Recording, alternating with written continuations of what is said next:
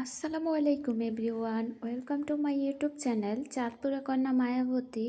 যে যেখান থেকে দেখছেন আশা করি ভালো আছেন। আলহামদুলিল্লাহ আমিও ভালো আছি।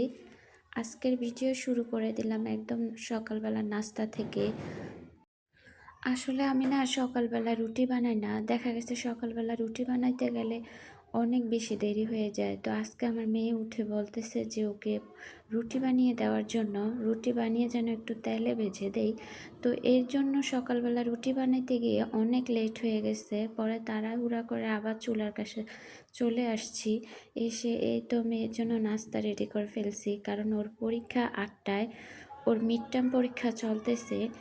মানে ওদের সাথে সাথে না আমারও মনে হয় যে পরীক্ষা চলে, আমারও ওদের সাথে সাথে সব কিছু করতে হয়। তো সবাই দোয়া করবেন আল্লাহ পাক যেন শরীরটা ভালো রাখে আমারও, ওদের সাথে সাথে, কারণ ওদের সাথে সাথে আমারও দৌড়াতে হবে। হুটছুট খেয়ে পড়ে গেলে চলবে না। তো এই তো নাস্তা শেষ করে তারপর চলে আসলাম দুপুরে রান্না করার জন্যে।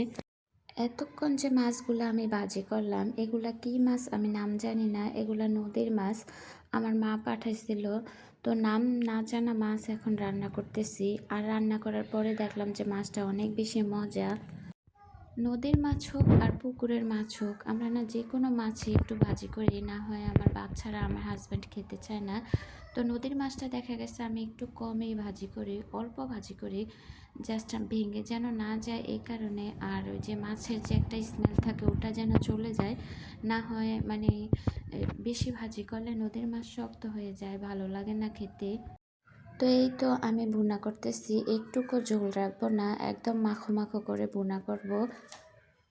আজকের সকালটা না আমার অনেক বেশি ব্যস্ত ছিলাম। মানে একদিক দিয়ে কিন্তু বৃষ্টি আসতেছে, আরেক দিক দিয়ে মেয়ের পরীক্ষার টাইম হয়ে গেছে।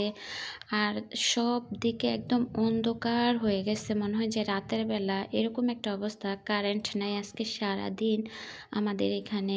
তো জানি না এই ভিডিও যে এখন ভয়েস দিচ্ছি, জানি না ভিডিওটা দিতে পারবো কিনা, কারণ কারেন্ট না থাকলে তো আর ভিডিও দিতে পারবো না। তো এই তো আমার মাছ বোনা হয়ে গেছে। আমি এখন ইলিশ মাছ দিয়ে শাপলা রান্না করব। আমি ভিডিও করতেছি মোবাইলের টর্চ লাইট জ্বালিয়ে, কারণ অনেক বেশি অন্ধকার, তো ভিডিও করা যাচ্ছে না। আপনারা অনেকেই হয়তো ভাবেন যে আমি চাঁদপুরের, এই কারণে মনে হয় ইলিশ মাছ চাঁদপুর কম। না, চাঁদপুর ইলিশ মাছ কম না, এটা আপনাদের ভুল ধারণা।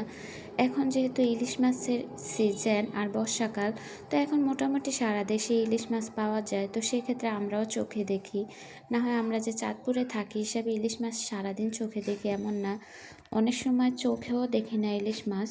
তো আমি কিন্তু শাপলাগুলো একটু হলুদ দিয়ে সিদ্ধ করে পানি ফেলে দিছি, কারণ এতে করে কালো পানি বের হয়। আর শাপলা সিদ্ধ করে না রান্না করলে ওই কালো পানির কারণে না শাপলা তরকারিটাও কালো হয়ে যায়। তো এই কারণে আমি সিদ্ধ করে নিছি। এখন ভালো করে কষিয়ে নেব। কষাইতে গিয়ে দেখলাম যে একটু হলুদের পরিমাণটা মনে হয় যে বেশি হয়ে গেছে, এই কারণে 2টা আলু দিয়ে দিছি। তো এই তো ভালো করে কষানোর পরে আমি এখন পানি দিয়ে দিছি, গরম পানি অ্যাড করছি। আজকে কয়েকদিন আমাদের এখানে অনেক বেশি মানে গরম পড়তেছে, কোনো বৃষ্টির দেখাই পাচ্ছি না। অথচ দেশের বিভিন্ন জায়গায় কিন্তু বৃষ্টি হচ্ছে, আমাদের এখানে যদিও হয় 2 মিনিট 5 মিনিট হয়ে তারপর চলে যায়, তাও ওরকম করে হয় না, জাস্ট ফুটা পড়ে এই। তো এই তো পানি দেওয়ার পরে তারপর যখন ফুটে উঠছে তখন মাছগুলো দিয়ে দিচ্ছি। আমার তরকারি কিন্তু অলমোস্ট হয়ে গেছে। তো আজকে এই পর্যন্তই। যারা আমার ভিডিও সব সময় দেখেন আপনাদেরকে অসংখ্য ধন্যবাদ। অবশ্যই আমার ভিডিও দেখে লাইক এবং কমেন্ট করবেন। আর যারা নতুন নতুন আমার চ্যানেলে আসেন তারা অবশ্যই সাবস্ক্রাইব করে যাবেন যদি আমার ভিডিও ভালো লাগে আপনাদের কাছে। আর অবশ্যই কমেন্ট করে যাবেন, আপনাদের দেওয়া কমেন্ট ধরে আমি আপনাদের ভিডিওতে চলে যাব। আল্লাহ হাফেজ।